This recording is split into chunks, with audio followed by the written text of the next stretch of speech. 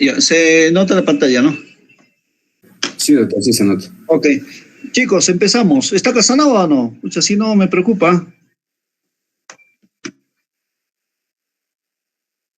Jonathan, ¿está Casanova o no? Sí está, doctor, sí, ya no se la pasé listo. A ver que me conteste. Compañero Casanova.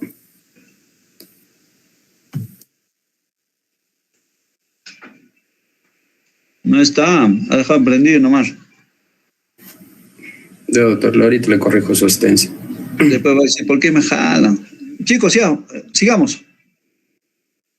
Mire, este tema, ya sabe, lo que había dicho de los agudos, representa el 10%, y el otro 2% es la hemorragia subarachnoidea.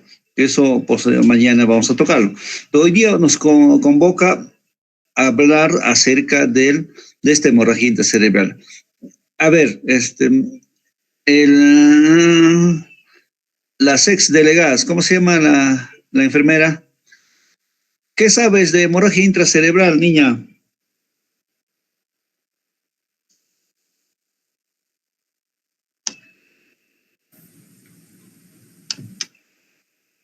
Jonathan, ¿está su compañera? La exdelegada. Sí, doctor, ahí está la doctora Liz. Chicos, por favor, responda, si no se les va a anular la asistencia. Liz, por favor. Sí, doctor, buenas tardes. ¿Cómo está? Disculpe, mi celular estaba un poquito bajo en batería. Dígame, doctor, no le escuché bien, por favor. Ya, mire, vamos a hablar de este tema de hemorragia intracerebral. Esto es rápido, ¿ya? Pero lo más importante es que queden ustedes en mente. ¿A qué obedece esto? ¿Sabes algo de esta hemorragia intracerebral? Sí, doctor, claro, la hemorragia intracerebral es un tipo de accidente cerebrovascular, ¿no? Hemorrágico, que generalmente es causado por la ruptura de un vaso sanguíneo en el parénquima cerebral, lo cual va a producir un hematoma que va a comprimir y va a lesionar el tejido cerebral. Las causas más frecuentes van a ser, por ejemplo, pues una hipertensión arterial, que es la más frecuente, puede ser también malformaciones arteriovenosas, aneurismas, así como también tumores cerebrales hemorrágicos, traumatismo cráneoencefálico, eso generalmente, doctor.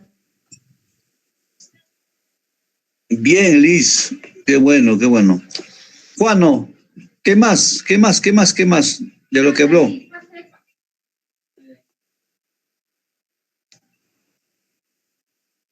Sally, Juano no está, pues Sally. Sí, doctor, buenas tardes. Tell me. Dígame, ¿qué más? Sí, doctor, aparte de lo que la compañera ya había mencionado, una de las causas principales, como ya Liz lo mencionó, es la hipertensión arterial, y pues uno de los síntomas más prevalentes, se podría decir, es aparte de la cefalea, que puede ser la cefalea intensa. En cuanto al diagnóstico, lo que estuve leyendo es que se basa principalmente en lo que viene a ser la prueba de la prueba de imagen, en este caso la tomografía, y pues el tratamiento en este caso puede incluir lo que es la reducción de los factores que pueden contribuir a lo que viene a ser esta hemorragia que va a causar la presión, que ya lo han mencionado. Leines, habló su compañera Sally acerca de las manifestaciones clínicas. Entre ellas, ella mencionó de cefalea. ¿Solamente será eso? No, doctor. También se acompaña con pérdida del conocimiento y náuseas y vómitos. Incluso tengo como algunas parálisis, en este caso, ¿no? De un lado del cuerpo que va a estar afectado y incluso con convulsiones, doctor. Exacto. Esas son las manifestaciones clínicas. ¿Alguna otra manifestación clínica? Acela, Talía o Gossi. Sí, doctor. También podría haber dolor, o sea, cefalea, dijeron también. Y también podría ser que la persona pierda el conocimiento y la hemiparesia. Ajá. ¿Algo más, Bill Clinton? Bill Jair Gutiérrez, ¿algo más?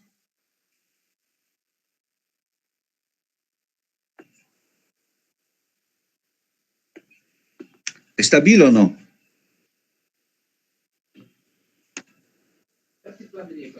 No está por si acaso.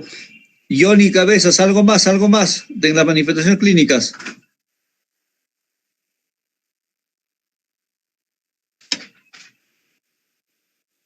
Johnny Cabezas está. Sí, doctor, disculpe. Presente, doctor. Johnny, Buenas tardes. ¿algo más? También puede haber la presencia de crisis epilépticas, aunque no es tan frecuente, doctor. Sí puede haber, está bien. Pero algo más, ya su compañera habla ya de eso. Mm,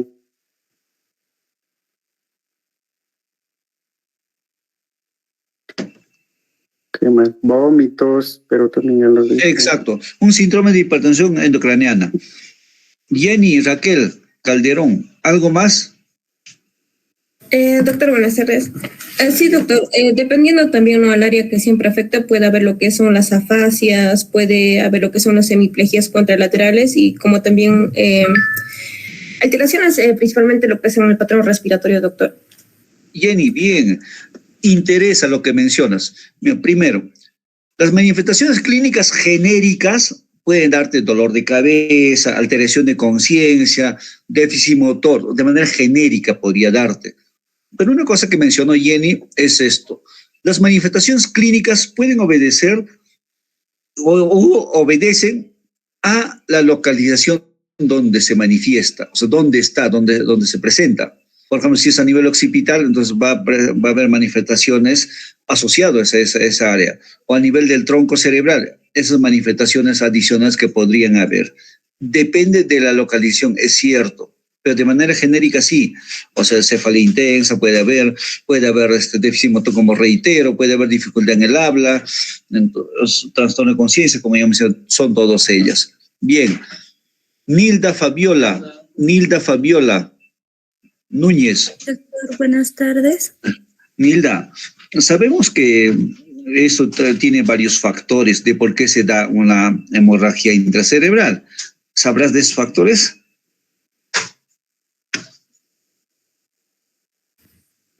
Las causas, doctor, como lo menciona la compañera, la cabeza está la hipertensión arterial. También podría ser una angiopatía mieloide cerebral, que es la causa más frecuente en ancianos no hipertensos, o también malformaciones vasculares. Eso. ¿Algo más? También podría ser uso de anticoagulantes o fibrinolíticos o... Ok. Eso. Vamos, Nilda. Siga. También que el paciente consuma drogas como cocaína, anfetaminas y que sufra trastornos de coagulación, doctor. Ok. Joseph. Doctor, buenas tardes. También estaba Joseph, viendo que ¿algo podría más? ser, ¿Algo más en ese tema? El colesterol total bajo, doctor. ¿Cómo? El colesterol total bajo, doctor. O el LDL también está bajo. Generalmente el colesterol total ofrece lo que es una estabilidad a las membranas de los vasos. Entonces se ha visto que, bueno, en los libros que he leído se ha visto que un colesterol bajo también es un factor de riesgo. ¿Están seguros de esos chicos? A ver, les vamos a revisar, ¿ya? Ahora en la ponencia van a reafirmar eso. Algo más de que sepas, Jack Diego Zulca Cóndor. Doctor, buenas tardes. Hola, Jack. ¿Algo Sí, más? doctor. Podría ser aneurismas, antecedentes de diabetes mellitus, fibrilación auricular o antecedentes familiares. Estamos en hemorrágico.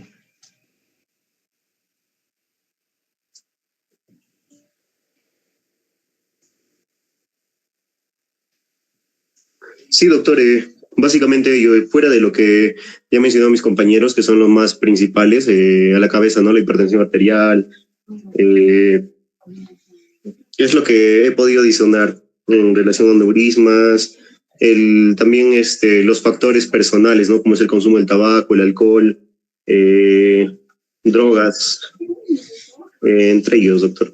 Y el sobrepeso también, sí. Bueno. Hay un tema, o sea, mira, para uno de los motivos adicionales de sangrado son los tumores cerebrales. Los tumores que puede sangrar, es otra condición también. Frank Leiferson, ¿dónde están localizados más frecuentemente estos tipos de sangrado? Estos sangrados intraparenquimales.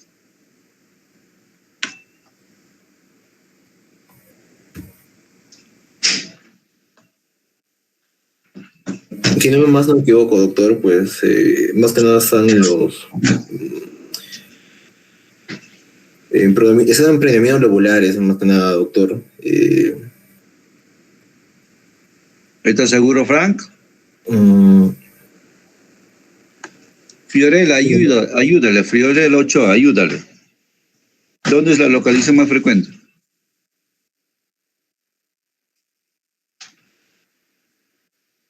¿Está Fiorella Ochoa? Buenas noches. Mancilla, dime.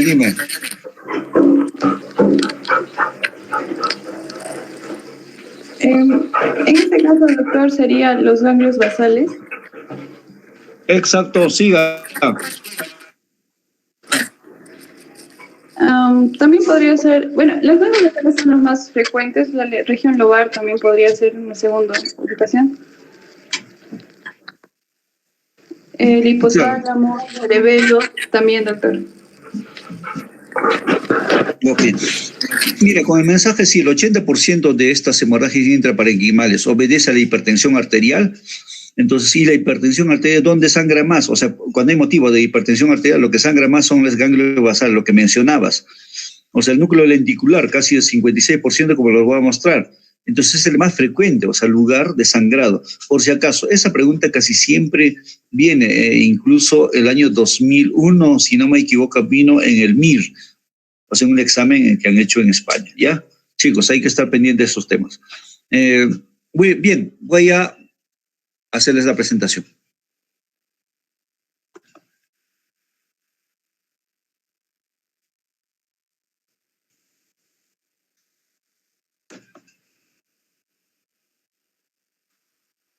Ya. Ahí se nota, ¿no? Entonces, ese es el contenido de este tema. Continuamos. Como ya saben, se entiende ahí, Jonathan, ahí está pasando la diapositiva, ¿no? Sí, doctor. Ya, mire, esto siempre que quede en claro esto. Esto es la segunda causa de muerte en el mundo. E incluso segunda, tercera, están lidiando en eso porque el cáncer está creciendo bastante y eso con eso pueden competir. Pero esto es la segunda causa.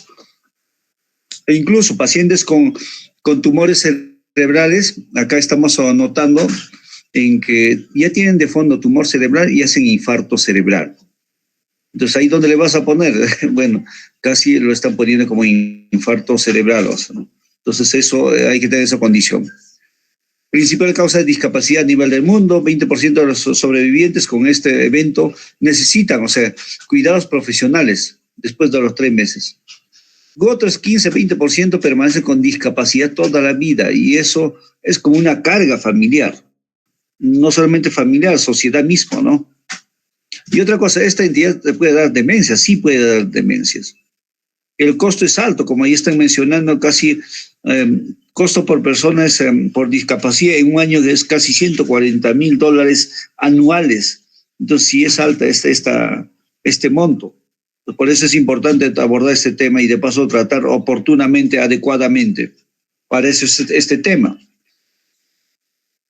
Como bien saben, o sea, Stro-Ictus es, voy a reiterar, o sea, y esto yo no debo hacerlo, pero de todos modos voy a atreverme porque para que quede claro en esto, es el rápido desarrollo de signos clínicos focales o a veces de manera global.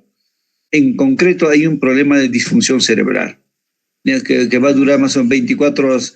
¿Y esto puede llevar a la muerte? Sí, o sea, es una de las causas de muerte súbita. El estro es causa de muerte súbita. ¿Ya?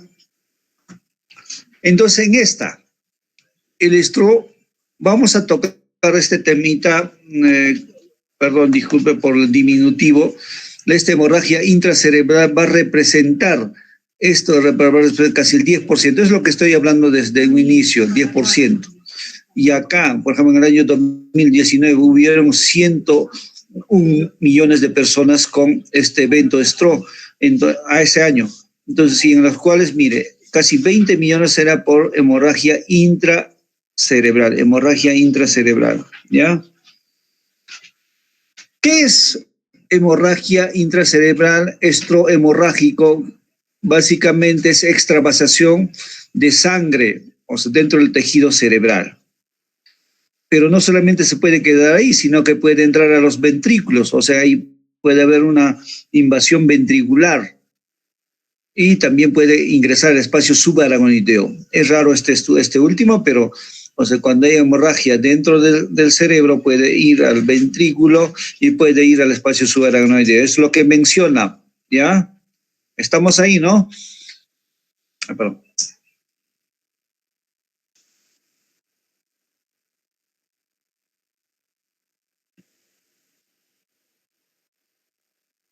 Entonces, algunas literaturas, entonces, mira, si es que algunos lo leen, doctor, pero lo que usted me dice 10% no, o sea, es muy variable. Pero esto ya es a nivel global, lo que les decía es 10%.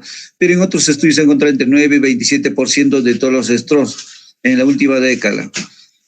Y otra cosa acá enfatizan, tiene alta letalidad. ¿Qué quiere decir? O sea, genera más muerte, o sea, que los STRO, por ejemplo, que sean lacunares, STROs aterotrombóticos, comparados con algunos STRO, o sea, no, esto tiene más alta letalidad. Y los resultados funcionales son más deficientes. El paciente a veces queda con una invalidez casi para toda la vida. Entonces, por eso es que esto entra en agenda, ¿ya? Entonces, lo que se dice de la incidencia es que de esta hemorragia es a 12 a 15 casos por 100.000, versus 100.000 años. Y en Ayacucho, si ponemos ese caso es casi 100 casos. En promedio, en Ayacucho del STRO hemorrágico, estoy hablando del hemorrágico, 100 casos por año, es una condición considerable.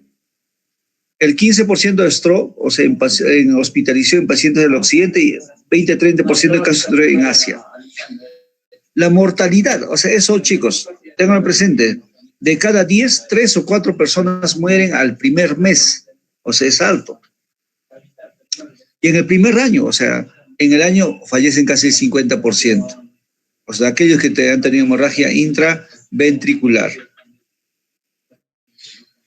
La hemorragia, o sea, intracerebral es más común, o sea, es más común que la secundaria. O sea, ¿qué quiere decir? O sea, básicamente la primaria menciona es por hipertensión y angiopatía amiloide, ¿ya? Aquí, como menciona, el 80% de las hemorragias intracerebrales puede darse es por tema hipertensivo o por angiopatía amiloide. Entonces, casi el 80% son etiologías primarias. La secundaria es el 20%. La hipertensión relacionada a hemorragia intracerebral o intraparenquimal, entonces, visto en pacientes más jóvenes, compromete a los ganglios basales y el volumen de sangrado casi es menos de 30 cc. Esto obedece a que la etiología, como es hipertensiva, más agarra ganglio basal, lo que estamos mencionando, y es casi limitado. O sea, el tejido circundante de algún otro modo hace que no sangre más, ¿ya? Pero ¿qué pasa? O sea, en pacientes ancianos hay una entidad que se llama angiopatía amiloide, o sea, donde los vasos se deforman, se alteran, o sea, es más rígido, pero es más frágil. Entonces hay más volumen de sangrado, casi más del 30 cc de sangrado, más de volumen de sangrado te va a dar. Entonces, en adultos mayores, más hay que pensar en angiopatía amiloide. Me refiero a los 85, 90 años o más adelante por angiopatía amiloide. ¿Ya, chicos? Entonces, como bien saben, es una enfermedad más frecuentemente de vasos pequeños, pero cuando hablas de aterosclerosis y angiopatía amiloide, pero esto, o sea, puede estar autolimitado o también puede estar extenso el sangrado, ¿ya? Entonces, esta hemorragia es el tratamiento es de emergencia, ¿ya? Y tiene que tener una evaluación pronta, un tratamiento pronto para un poco hacer que esta hemorragia no tenga más complicaciones. Entonces hay que trabajar en la prevención secundaria y así como también hay que trabajar en rehabilitación. Entonces, como se mencionaba, ¿cuáles son las causas de esta hemorragia? Hipertensiva y no hipertensiva. Entonces, lo agrupan, o sea, esto va a depender de la literatura, pero hipertensiva y no hipertensiva. Dentro de estas no hipertensivas, como están viendo ahí, malformaciones vasculares, aneurismas, saculares, micóticas, malformación arteriovenosa, angiomas cavernosos, son estas malformaciones vasculares que se dan. Tumores, lo que les mencionaba, trastornos de coagulación, u otro es tratamiento con anticoagulantes orales, como se van usualmente, más frecuentemente se vienen usando, o fibrinolíticos. Angiopatía amiloide es otra de las afecciones que se da, y otra es angitis granulomatosa del sistema nervioso y vasculitis, o también la poliarteritis nodosa, que estas entidades van a ver en reumatología. Agentes simpático-mimáticos, como las anfetaminas, cocaínas, entonces es otra de las malformaciones. Infartos hemorrágicos y traumatismos, ¿ya? Acá esto se refiere a infartos, o sea, extensos que se transforman en hemorragia. Otro de traumatismos, bueno, esto no lo vamos a tocar, casi no es espontáneo esto, entonces si eso, retirando esto, nos quedamos con todas estas causas hipertensivas. La hipertensión arterial crónica mal controlada causa vasculopatía, o sea, lipoianinosis. O sea, esto es uno de los factores. Miren, lo que antes mencionaba Liz, ¿no? No es estrictamente, por ejemplo, no es un accidente esto. Como están viendo, mira, me va a dar vasculopatía, o sea, en el tiempo se va a generar esta alteración. Y es que ahí recién con los años se traduce en esta enfermedad de vasos y donde va a haber, o sea, fragmentación, degeneración y ruptura de las arterias perforantes o penetrantes en el cerebro, ¿ya? Entonces, en concreto, hipertensión me condiciona lipoianilosis. Cuando hay lipoianinosis, más frecuentemente que haya el riesgo de hacer ruptura de vaso. Es esa la secuencia, ¿ya? Acá hay un estudio de Interac, o sea, hay varios de Interac 1, Interac 2, como les voy a mostrar. Entonces, se han hecho un estudio en más de 2.000 casos, donde un paciente ha tenido hemorragia intracerebral e hipertensión. Entonces, ¿qué estructuras han sido afectadas? Y esto fue examen de... e incluso, como les decía, del MIR y también han preguntado, el putamen y ganglios basales, estos corresponden casi al 56%. Cápsula interna igualmente,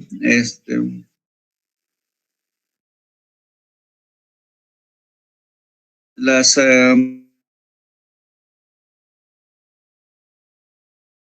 entonces, este dato es muy importante. Y el tálamo, cápsula externa, básicamente 27%, lobar, o sea, localización lobar es cuando algún lóbulo se compromete, o sea, eso se refiere, y esto es más por angiopatía amiloide, pero en este caso es por hipertensión, casi es bajo acá, pero cuando lo pones como angiopatía amiloide, ahí sí varía. Infratentorial, o sea, estamos hablando de cerebelo casi 7%, la cabeza del caudal casi un 2%. Entonces, si te preguntan en examen, o sea, lo más frecuentemente, ganglios basales, o sea, cuando es hemorragia de etiología hipertensiva, el núcleo lenticular es más frecuente, como están viendo ahí, pero también, mira, la cápsula interna, o sea, el brazo posterior, casi el 46%, brazo entero 5%. Entonces, estos datos es bueno que sepan, y el tálamo es un dato muy importante donde se manifiesta. Entonces, se sabe, o sea, en esta hemorragia intracraneal e intraparenquimal, la hipertensión arterial es la causa más principal. Casi Sí, mira, ahí se menciona una historia de 72 a 81%, que en sí es casi todo. Entonces, y hay una elevada frecuencia de hipertrofia del ventrículo izquierdo. Por eso cuando saca ecocardiografía, hay en los reportes de estos pacientes, mira, hipertrofia ventricular. Entonces esta hipertrofia es condición por hipertensión. Entonces hay esa asociación cuando hay estas hemorragias, y eso me permite un poco establecer el diagnóstico. ¿Por qué me va a servir esto? Porque se sabe que si por hipertensión tengo que manejar la hipertensión, no hay otra cosa, ¿ya? Y otra cosa, ¿en qué momento se da esta entidad, esta hemorragia? Entonces, se relaciona, ya que la hipertensión tiene un círculo circadiano, entonces también hay esta asociación con la hemorragia, entonces, un círculo circadiano, con picos hasta las 8 de la mañana y a las 8 de la noche. Y usualmente, más frecuentemente, es que el ictus isquémico es que en el día se presenta esta entidad, esta hemorragia, más frecuente en el día y en estos horarios, 8 de la mañana, 8 de la noche. Entonces, esta otra entidad que es el más frecuente, también estamos hablando de hemorragias primarias, es la angiopatía amiloide. Entonces, ¿y esto a qué obedece? Hay depósitos selectivos de beta-amiloide. O sea, es una sustancia, esto es un depósito, es una proteína que en los vasos cerebrales se va a localizar, ya sea en arterias pequeñas o de mediano calibre, o sea, en la corteza y en la leptomeninge, en la corteza o leptomeninge. La frecuencia de esta entidad de angiopatía amiloide es casi, esto va a aumentar con la edad, como antes le mencionaba. 60% de autopsias en individuos de más de 90 años, o sea, se han visto presentes. Y raro cuando en jóvenes, o sea, menos de 55 años, o sea, pacientes que hayan fallecido, es que esto sea asociado a angiopatía amiloide. En concreto, bueno, lo que yo tengo en mente, y de paso, ahí de acuerdo a escritos, es que casi 85 años a más, primero, o sea, de las hemorragias, piensen en angiopatía amiloide, si son lobares, ¿ya? Entonces, esta entidad está asociada a algunas hallazgos histopatológicos, como la enfermedad de Alzheimer, ¿ya? Y vamos a encontrar en esto, o sea, como se asocia esta patología, entonces a placas neuríticas en el 50% de los casos. Entonces, angiopatía amiloide, por si acaso, más en edades mucho más adultas, podría más relacionarse a entidades crónico-degenerativas, ¿ya? Entonces, como ahí menciona, es predominio lobular, o sea, en lóbulos, ¿ya? Y esto queda recidivas y múltiples hemorragias simultáneas en ancianos. O sea, puede encontrarse una lesión en el lóbulo temporal del lado izquierdo, también el lóbulo frontal del lado derecho, o también el lóbulo temporal y también el lóbulo frontal o occipital o parietal. Entonces, ahí no solamente hay una localización, son dos o más localizaciones que podría haber. Entonces, esto orienta más a angiopatía amiloide, ¿sí? Entonces, hay episodios también en esta entidad de déficit neurológico focales transitorios. O se puede ver crisis isquémica transitorio o epilepsias focales que puede preceder días antes, semanas antes o meses antes. Y eso también orienta. Otro tuvo un infarto, pero ahora es sangrado. Ya, mira, más orienta a angiopatía amiloide, ¿ya? En esto también podemos encontrar, o sea, focos de pequeños vasos o pequeños focos hemorrágicos, y puede haber múltiples localizaciones corticales. Entonces, como antes había mencionado, esta entidad de angiopatía amiloide se asocia a algunas entidades crónico-degenerativas como la demencia, que es clínica progresiva en un 10 a 30% de los casos. Un paciente con demencia de Alzheimer puede tener esto isquémico, pero también puede tener esto hemorrágico. Entonces, ¿esto por qué o cómo se da esta cascada de lesiones o manifestaciones clínicas de esta hemorragia? Se sabe, como acá están viendo, hay un sangrado. El hematoma en sí, o sea, en ese momento que sangra, es la colección de sangre entre la hora, me va a dar, o sea, como es un volumen que no estaba ocupado, pero ahora se ocupa por este hematoma, hay una disrupción mecánica de neuronas y glías. También en esa zona hay oligoemia, o sea, hay poca circulación, e isquemia. O sea, paradójico, doctor, este hematoma me está dando, o sea, isquemia. Sí, es como en el otro, hay infarto cerebral, pero también se puede transformar en hemorragia. Y acá es al revés, o sea, hay una disrupción mecánica, ese hematoma me va a condicionar oligoamia e isquemia. Entonces, cuando ahí está este fenómeno mecánico, entonces se libera glutamato. Este es un neurotransmisor que tiene que ver, o sea, si liberas glutamato, acuérdate que va a haber un influjo de canales de calcio, y este influjo de canales de calcio, o sea, en el intracelular, me va a dar fallas mitocondriales, y esto que va a condicionar la acumulación de sodio, edema citotóxico y necrosis. Pero eso, ¿en qué momento estamos dando? A las 0 o 4 horas. Una cosa que sí se ha visto, este estiramiento mecánico neuronal y glial. Entonces, igualmente, o sea, este fenómeno mecánico va a darme liberación de glutamato. Igualmente, o sea, estos daños neuronales también, o sea, liberación de glutamato. En esencia, liberación de glutamato, afluencia de canales de calcio, o sea, afluencia de calcio a través de estos canales y daño mitocondrial. Pero, ¿qué más va pasando? Mira, este hematoma en los días, como va a liberar, este hematoma va a liberar, o sea, trombina, ion ferroso y férrico, entonces, o metalotransferinas. Entonces, ¿esto qué va a condicionar esta liberación de estos elementos? Entonces, activación microglial. Entonces, esta activación microglial, ¿qué va a condicionar? Liberación de radicales libres, entonces liberación de metaloproteasas, factores de complemento, o factor de necrosis tumoral alfa, interleuquina 1 beta. Entonces, estos componentes, ¿qué va a condicionar? Entonces, ahí va a condicionar, ahí donde va, mejor dicho, todo esto va a comprometer. Acá hay una afección en la barrera hematoencefálica. Entonces, va a haber esa disrupción, o sea, de esta barrera hematoencefálica. ¿Y esto qué va a condicionar? Incremento de la permeabilidad de la barrera hematoencefálica, edema vasogénico. No solamente eso, sino por otro lado genera reclutamiento. O sea, como se sabe que esto genera un proceso inflamatorio, entonces reclutamiento de polimorfonucleares, macrófagos, entonces son todos estos procesos que se van dando. Así como también estos factores de complemento, esos factores de necrosis tumoral, ¿quién va a condicionar? Activación de caspasas, fenómenos apoptóticos en neuronas y glías. Y todo este proceso, mira, se van dando en horas. Mira, 0,4, o sea, a la hora y hay esta disrupción mecánica me va liberando glutamato. A las 4 horas ya me va a dar también fallas igual, o sea, acumulación de sodio, edema citotóxico, me van dando edemas. Y a las 4 o 7 horas ya me van dando alteración de la barrera hematoencefálica, entonces liberación de estos macrófagos polimorfonucleares y activación de caspasas, fenómenos apoptóticos, todo esto. Entonces, todo este proceso se va dando por este hematoma que se dio por la hemorragia.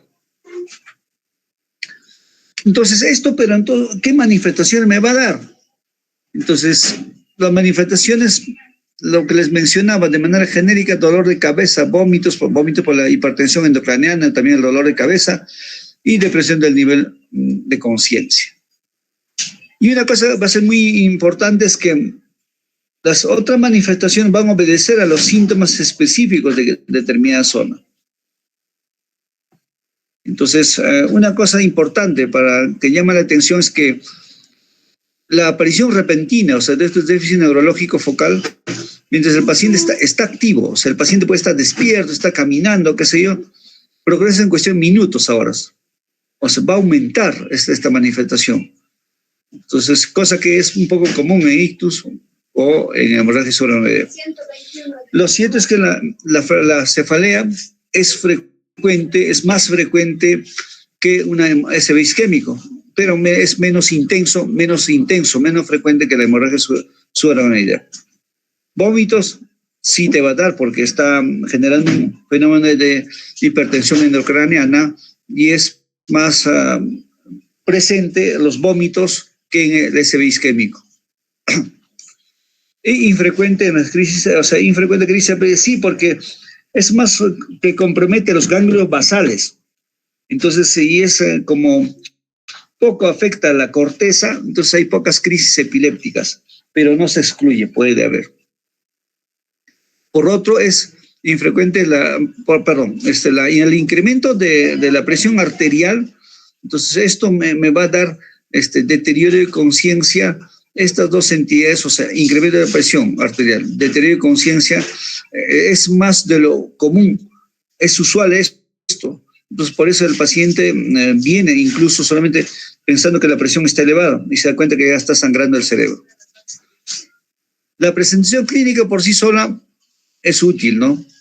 Pero a veces puedes confundirte, o sea, una hemorragia de un infarto. Entonces, discriminar así solamente por manifestación clínica, poco difícil, muy difícil. Entonces, pero tienes que echar de mano otros exámenes como la tomografía para que prontamente tengas tu diagnóstico. Estas son las localizaciones frecuentes y las manifestaciones clínicas. Como verán, pues va a depender, o sea, este hematoma que se presenta, ya sea en putamen, caudado, tálamo, a nivel de cerebelo, a nivel de protuberancia, mesencéfalo, me van a dar manifestaciones clínicas muy variables, como en estas se van dando, por ejemplo, puede darte déficit motor, puede dar por compromisos sensitivos, puede darte alteraciones en el lenguaje, trastornos del lenguaje, alteraciones visuales, compromisos de los oculomotores. Entonces, por eso puede haber parálisis de mirada, o también puede haber signos del tronco cerebral. Entonces, todo esto va a depender de la localización. Mira, si es putamen, entonces puede haber, o sea, por la contigüidad, una hemiplegia, también un síndrome hemisensitivo, puede haber en estos casos, si es compromiso del hemisferio del lado izquierdo, puede darte afasia tanto global, motora o de conducción. Entonces, si hay campos, si afecta los campos visuales homónimos, es porque el hematoma es grande, es extenso en esta zona putaminal. Entonces, hay parálisis de la mirada contralateral y casi solamente la hemorragia en sí no puede darte herniación, sino que puede darte más localizadamente. Entonces, estas son las manifestaciones cuando hay compromiso putaminal. En el caudado, igualmente, como están mencionando, entonces se les voy a dejar esta diapositiva, entonces, pero sí sepan que puede darte hemiplegia, compromisos sensitivos, dificultad del habla, trastornos visuales, afecciones del movimiento o de los movimientos oculares, o también puede haber signos del tronco cerebral. Entonces, alguna cosa sí sepan, pontino, pupilas puntiformes, acuérdense, PDP. Entonces eso puede venirles en examen, ¿ya? Cuando hay compromiso mesencefálico, parálisis unilateral o bilateral del tercer nervio craneal. Entonces esto me orienta cuando es mesencéfalo. Entonces por eso tiene que ver con la localización. Pero cuando hay compromiso vulvar, puede haber nistagmus, ataxia, hipoestesia, dificultad del habla. Entonces, estas son las manifestaciones, chicos. Cuando hay cerebelo, ya saben, o sea, casi básicamente va a haber compromisos de dismetría, discronometría, ¿ya? Entonces, el manejo, ¿cómo es el manejo? Básicamente hay una guía, o sea, miren, no hay guías, o sea, el 22 fue la última que fue publicada, hay otras que se vienen trabajando en el 24, en el 26, pero todavía no es algo que esté consolidado como ya para mostrar algunos cambios respecto al manejo. Entonces, es importante, casi toda guía mencionan, o sea, qué hacer en el evento, a nivel prehospitalario, en emergencia, a nivel hospitalario, entonces son todas estas. Entonces, cuando es a nivel hospitalario hay intervención de varias especialidades y también, o sea, el profesional de la salud debe estar bien capacitado. Entonces, cuando hay una hemorragia intraparenquímica casi siempre, o sea, historia clínica. Historia clínica es muy clave.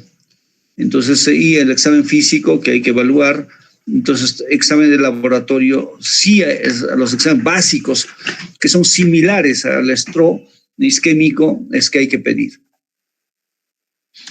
Entonces, aquí, en el examen físico y evaluación, la historia clínica básicamente tiene que estar focalizado al tratamiento. Y los exámenes básicos es aquí lo que les mencioné, hemograma, creatinina, entonces tasa de filtración glomerular, glucosa, troponinas cardíacas, EKG, exámenes toxicológicos, de ser el caso.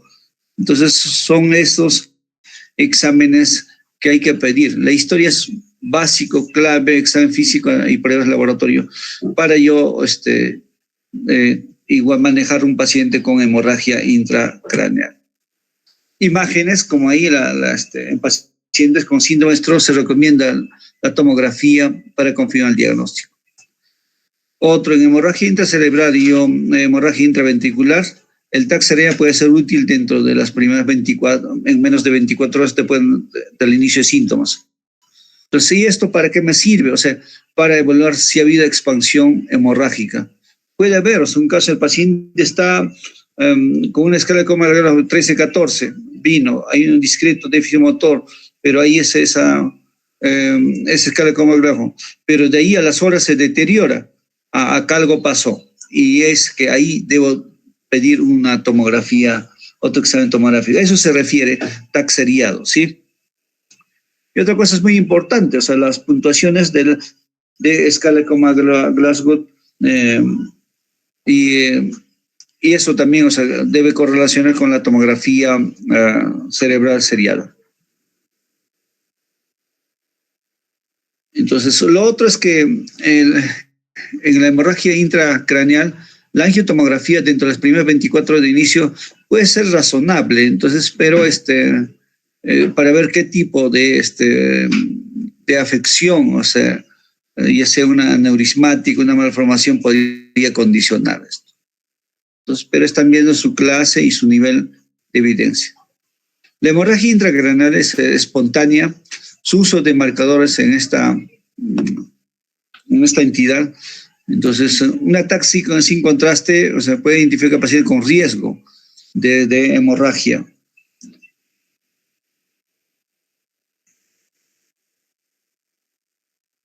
La hemorragia intracraneal espontánea, lobar y en menos de 70 años, como bien saben, es menos frecuente, son más en 70 años.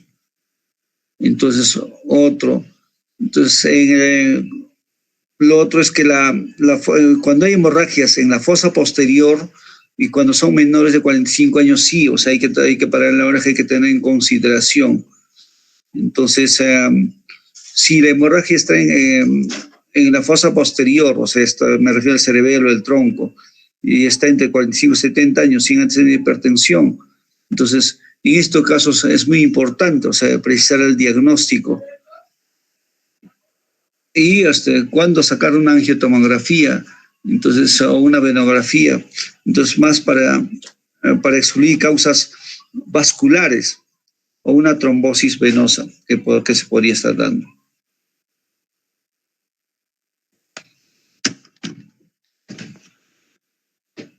La hemorragia intraventricular espontánea, o sea, pero no hay, es una hemorragia de parenquimal, se recomienda casi, o sea, hay que sacar una angiotomografía por sustracción digital intraarterial con catéter para excluir, o sea, causas macrovasculares. Entonces, ante esto, si bien es cierto, eso es para diagnóstico, entonces, como están viendo, tomografía es muy, muy importante y clave. Angiotomografía de ser necesario. Entonces, pero ahora, ¿qué hago? Un paciente viene por emergencia. Entonces, lo primero que uno debe percatarse es que si es una hemorragia intracerebral, la hipertensión arterial. Disminución de la presión arterial. Y otra cosa, entonces, la titulación cuidadosa puede garantizar un control constante y sostenido de la presión arterial, evitando picos. Y una gran variabilidad de esta presión arterial sistólica puede ser beneficiosa para mejorar los resultados beneficiosos. Entonces, ¿cuánto debe ser la presión arterial? Es otro tema muy importante. Entonces, acá hay varios estudios donde mencionan acerca de la presión arterial. Por ejemplo, hay estudios multicéntricos, estudios de corte observacional en pacientes donde la hemorragia intracerebral han manejado dentro de las 6 horas del inicio de estas manifestaciones. Entonces, la presión arterial sistólica es lo que un poco se ha manejado. ¿A cuánto? O sea, que sea menos de 140, o sea, a las 6 horas. Entonces, los resultados, entonces, han evaluado, o sea, de esta entidad, y se ha visto que el manejo intensivo de la presión arterial sistólica fue asociado con reducción de riesgo de hemorragias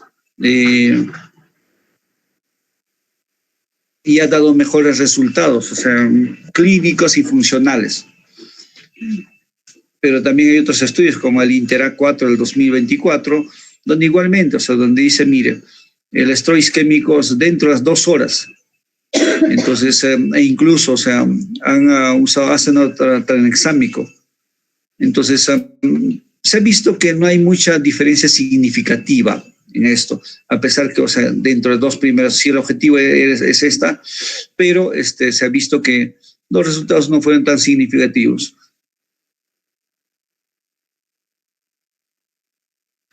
Entonces, en el INTERACT de 2023, igual, o sea, vieron que la intervención fue, o sea, controlar la presión arterial, pero hay otras variables más que acá han intervenido, de la temperatura, si la persona usó warfarina, todo eso. Entonces, han visto cuáles fueron los resultados a los 3 meses, ¿no? Entonces, es básico, clave, el uso de protocolos. Siempre hay que usar protocolos, y eso también nosotros acá en el hospital debemos tener los protocolos para ver los resultados en casos puntuales, ¿no? Como estos pacientes que tienen hemorragia. Eso es con respecto a la presión. Voy a pasar a esto porque obedece a otros temas. Acá. Entonces, si bien es cierto en estas guías, o se mencionan que puede ser beneficioso al inicio del tratamiento entre los 2 primeros o posterior a esta hemorragia, entonces el objetivo es alcanzar dentro de la primera hora reducir el riesgo de esta hemorragia espontánea y mejorar resultados funcionales. Lo que dice esto a veces contradice con los otros estudios, pero de todas maneras es dentro de las 6 horas o dentro de las 2 horas, o sea, la presión debe estar controlada.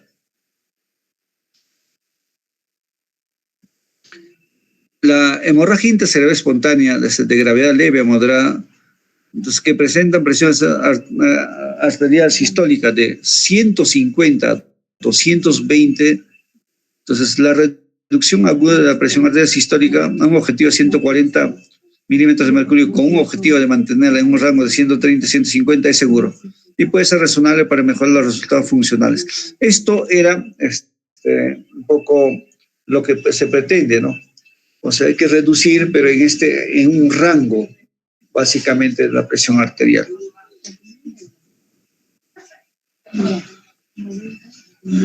Igual en la hemorragia intracerebral espontánea, entonces, si ya sea grande o grave, requiere descompresión quirúrgica. Entonces, la seguridad y eficacia de la reducción intensiva de la presión arterial no está bien establecida. O sea, si vas a operar, que ahí mismo tiene que bajar, entonces eso no está bien claro.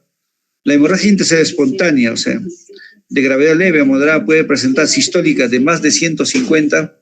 La disminución aguda de la presión arterial sistólica, menos de 130, es potencialmente dañina. O sea, acá de tomo sí se permite que la reducción de la presión sea de entre 130 y 150, eso es lo más adecuado, pero menos de eso no, se ve que no es muy adecuada.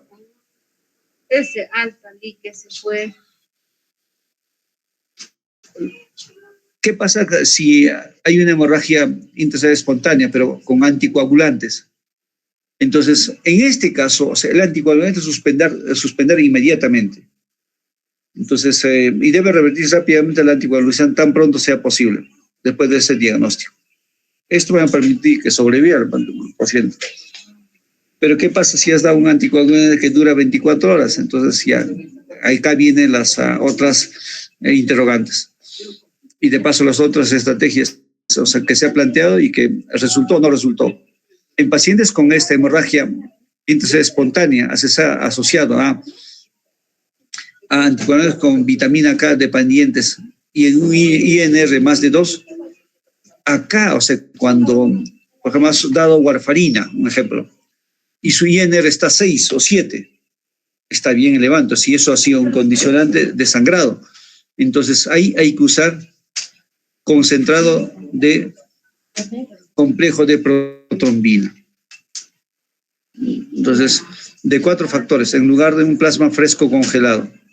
Entonces, es un concentrado de complejo de protrombina es muy importante en esto.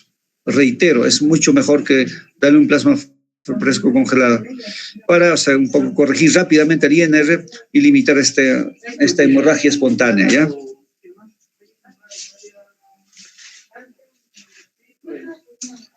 En este caso, en esta hemorragia espontánea asociada a factores de vitamina K dependientes, la vitamina K intravenosa debe administrarse inmediatamente del reemplazo, o sea, después del reemplazo de factores de coagulación. Entonces, para prevenir aumento posterior del INR y una hemorragia espontánea. Entonces, en este caso sí, vitamina K hay que aplicar, pero previamente de haber ya reemplazado los factores de coagulación.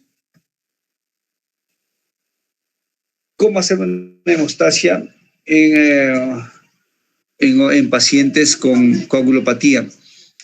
Entonces, igualmente, o sea, cuando hay un INR, o sea, que no está muy elevado, por ejemplo, de 1.3 a 1.9, entonces ahí sí, o sea, estos combinados de protrombina es recomendable, porque va a limitar ese coágulo que está ahí, o sea, su volumen va a limitar.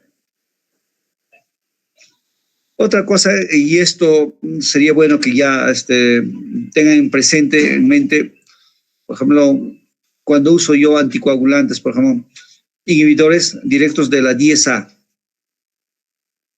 Entonces, si esto uso inhibidor y eso me dio sangrado, entonces, ¿qué usar? Entonces, y esto ya son como los antídotos, ¿no? Entonces, como la Andexanet alfa, esto es un antídoto para este factor 10A. Antes esto no se sabía. Entonces ahora ya se sabe que es este medicamento con un antídoto de este inhibidor del factor de 10A. Entonces esto se ha visto que revierte estos efectos de estos inhibidores de la 10 activa. Otro, cuando usas dabigatran es un inhibidor de la 2 activo, Entonces, indaluzimab, o sea, es importante para revertir este cuadro de sangrado, mejor dicho, de este anticoagulante. Entonces, se van dando cuenta, por si acaso hay preguntas, y de paso ahora que ya está de moda, o sea, usando nuevos medicamentos que son efectivos, entonces estos anticoagulantes se están usando, o sea, factores de la 10A, de la 2A, entonces estos medicamentos son como antídotos, entonces es lo que hay que aplicar cuando hay estas afecciones. En cambio, cuando usas la heparina no fraccionada o heparinas de bajo peso molecular, y esta es pregunta de examen casi siempre, la protamina intravenosa es que hay que usar en estos anticoagulantes. Reitero, para un poco limitar estos sangrados de cuando uso yo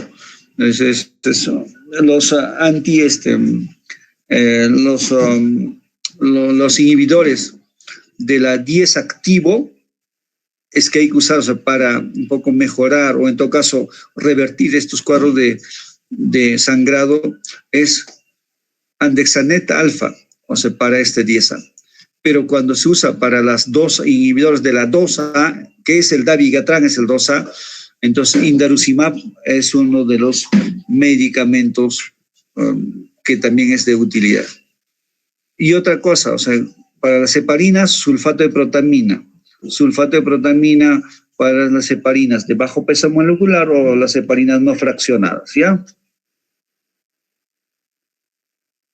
Entonces, y cuando hay hemorragia intracerebral espontánea y recibe aspirina y que requiere cirugía, entonces ahí sí hay que transfundir, o sea, plaquetas para reducir el sangrado postoperatorio y la mortalidad. O sea, la aspirina de tomas, usualmente su efecto está casi dentro de 24 horas, entonces eso, pero tienes que operar, entonces no, acá sí hay que utilizar transfusión de plaquetas.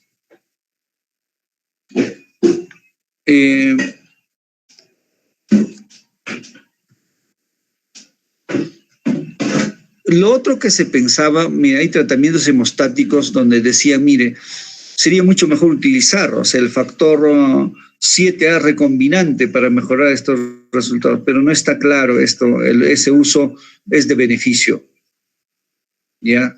Otro, y esto es muy importante, en pacientes con hemorragia intracerebral espontánea, con signos de, no sé, de mancha, el signo de agujero negro, el signo de la mezcla, la eficacia de ácido tromboxánico puede mejorar el resultado funcional, pero no está establecido. Antes había, o sea, pacientes con hemorragia en el cerebro ya hacen transánico, no, más bien tiene otros efectos. Entonces, por eso es que incluso acá en esta guía menciona, mira, es de clase 3, o sea, quiere decir, no, más puede generarme daños que beneficio, incluso esto es una recomendación. Entonces, la hemorragia intracerebral en la unidad de hospitalización, entonces el manejo es con un equipo multidisciplinario y para reducir la mortalidad.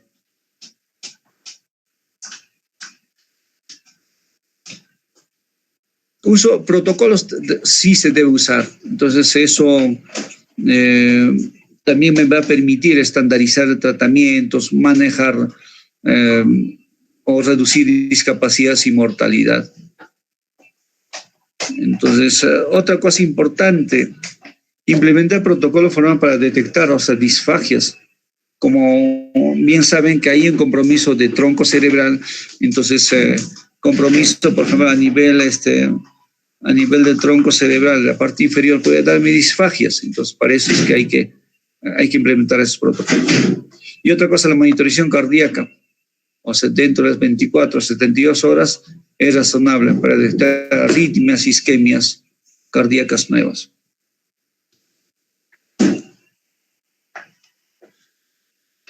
En pacientes, o sea, para generar, o sea, mejor dicho, para hacer tromboprofilaxis y tratamiento de trombosis, en pacientes no ambulatorios con hemorragia intracerebral espontánea, la compresión mecánica intermitente a partir del día del diagnóstico se recomienda para profilaxis para trombosis o tromboembolismos pulmonares. En pacientes no ambulatorios, o sea, con hemorragia intracerebral espontánea, la heparina no fraccionada, la heparina bajo peso molecular, en dosis bajas pueden ser útiles para reducir el riesgo de sangrado, o sea, de hemorragias, o mejor dicho, a nivel para reducir sangrados espontáneos. O también, perdón, ¿cómo manejo la glucosa? Entonces la glucosa hay que monitorear para reducir riesgos de hiperglicemia e hipoglicemia. Lo que se recomienda es, cuando hay hipoglicemia, sí hay que tratar. Menos de 40, menos de 60, sí. O sea, tienes que incluso aplicar glucosa al 33%, entonces para que pueda subir rápidamente ese nivel. ¿Ya? El tratamiento de hiperglicemia de moderada a grave, más de 180, 220, es razonable. O sea, sí hay que reducir.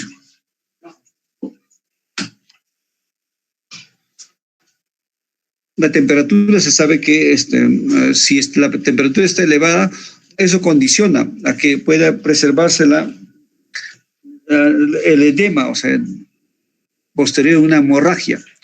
Entonces, la temperatura entonces, es razonable manejarlo. Si está elevado, 38,5 más, hay que bajar ese edema. La utilidad de la hipotermia para disminuir el edema periférico no está claro.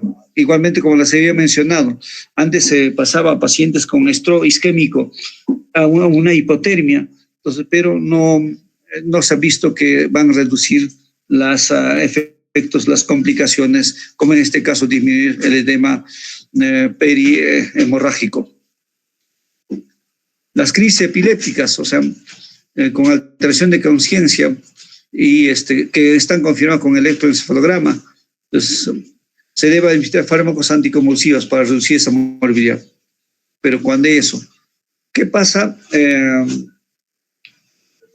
Hemorragias intracerebrales espontáneas, donde hay crisis epilépticos.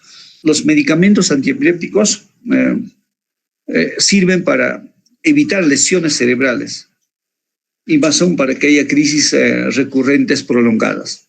Entonces sí se debe usar, pero cuando haya crisis. Entonces, más aún, o sea, en hemorragias espontáneas, si tienen un estado de conciencia normal, esté alterado o esté fluctuando, o sospechas que hay crisis epiléptico, entonces, primero es que sí hay que sacar el electroencefalograma. Entonces, pero a veces no todo estaba a la mano. Entonces, pero en este caso, ante sospechas, si no tienes electroencefalograma, puedes usar antiepiléptico. Y otra cosa, la hemorragia intracerebral espontánea, sin evidencia de crisis epilépticas, la medicación antiepiléptica profiláctica no es beneficiosa. Esto también, o sea, no se da porque en sí un paciente tuvo una hemorragia, no, ya hemorragia puede darme condición de irritación, no es así, salvo que en esta condición. Entonces, sacas un electro ahí, o en todo caso, si no tienes un establecimiento de electro, pero ves que el paciente está fluctuando, su conciencia está normal, ahí, o sea, puedes atravesar, pero entonces hay que confirmar con un electroencefalograma si está haciendo descargas o no dentro del cerebro. Si hay hidrocefalia, una hemorragia intracerebral, y hay hidrocefalia, entonces, y que esta va a disminuir el nivel de conciencia, en este caso sí es necesario realizar el drenaje ventricular, porque esto te va a reducir la mortalidad. Otra, la hemorragia intracerebral espontánea, o sea, y la eficacia de terapia hiperosmolar profiláctica temprana para mejores resultados no está claro. Entonces, casi siempre hemorragia, pero sí tengo que dar terapia hiperosmolar. Entonces, no está, o sea, como profiláctico no. Si no está haciendo un síndrome de hipertensión endocrinal, todo eso no es necesario.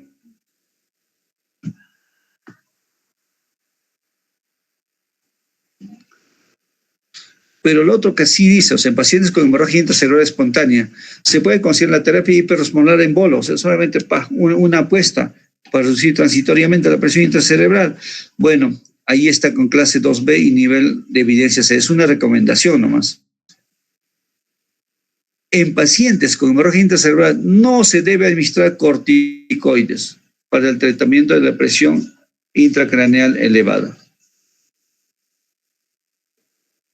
Otra cosa, en pacientes con hemorragia intracerebral, o esto ya es en la parte quirúrgica, más de 20 a 30 mililitros de volumen, cuando tenga un escala de coma entre 5 y 12, evacuar, o sea, ese hematoma, entonces con aspiración endoscópica estereotáxicas, con o sin uso de trombolítico, puede ser útil para reducir la mortalidad.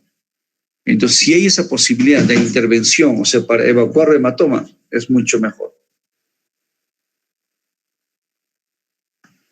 En hematomas supratentoriales, o sea, con este volumen y con una escala de coma glauco entre 5 y 12, la evacuación de hematoma puede ser razonable. Entonces, la evacuación mínima invasiva en lugar de craneotomía convencional, o sea, pueden mejorar los resultados funcionales, ¿no?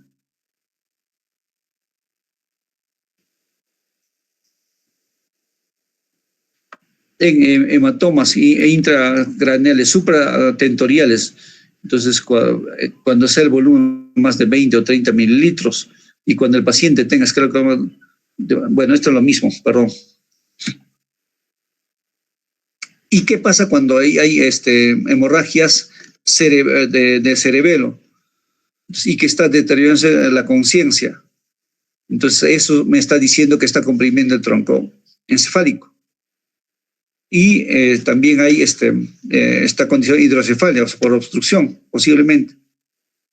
Entonces, y su volumen, o sea, en este caso es variable. Mira, si es más de 15 nada más, acá ya me están generando toda esta complicación.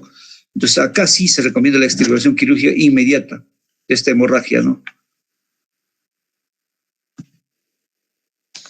Una cosa final.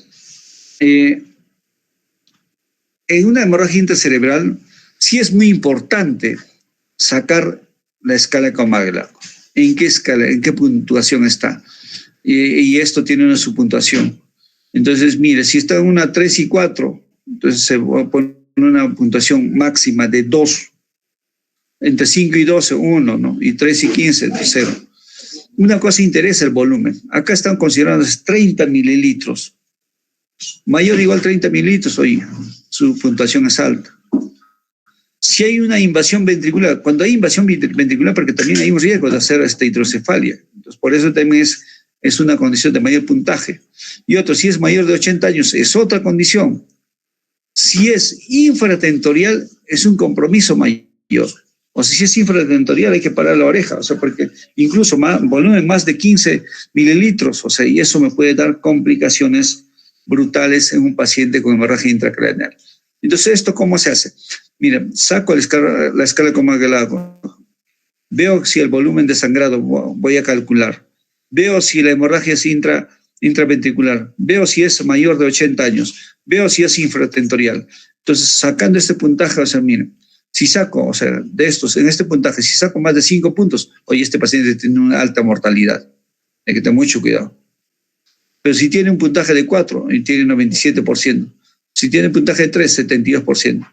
Si saca un puntaje de 2, 26%. Entonces, y saca un puntaje de 1, entonces 13% de mortalidad. Entonces, la mortalidad tiene relación con estos, o sea, estos componentes que sí tienen que ver, o sea, para el pronóstico. Chicos, he intentado volar preguntas.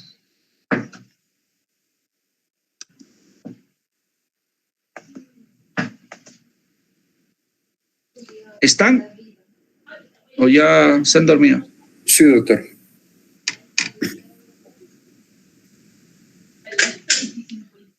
Pregunta.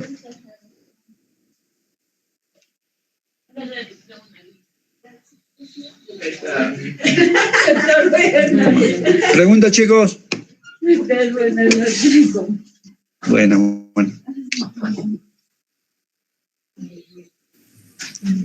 Bueno, Jonathan, esto va a ser la última clase virtual.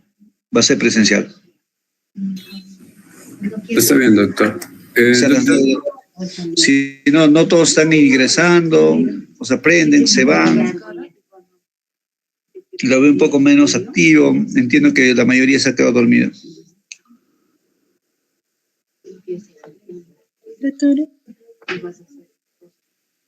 Ya, Jonathan, ahí quedamos. Ya, doctor. ¿Había una pregunta? Quiere preguntar a mi compañero. A ver. Buenas noches, doctor. No sobre esta clase, doctor, sino sobre la anterior clase de ACV isquémico. Si un paciente es alérgico a la aspirina y usted mencionaba que según unas guías y el nivel de... Dale un poquito, aumentale tu volumen. Doctor, ¿se me escucha? Sí, ahora sí. Usted mencionaba que según el nivel de evidencia, el clopidogrel no era muy recomendable para ACV isquémico, doctor, de la clase pasada.